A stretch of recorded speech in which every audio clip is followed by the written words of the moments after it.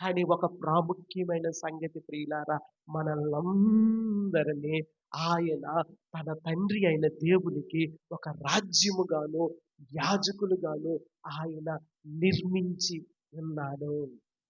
ఆమేన్. హల్లెలూయా. అటువంటి యాజకులముగా, రాజ్యముగా ఆయనకు మనం పరిచర్య చేస్తూ ఉంటుండగా, ఆయన రాజ్య స్థాపనలో ఆయన పుట్టుక ఉద్దేశం అదే.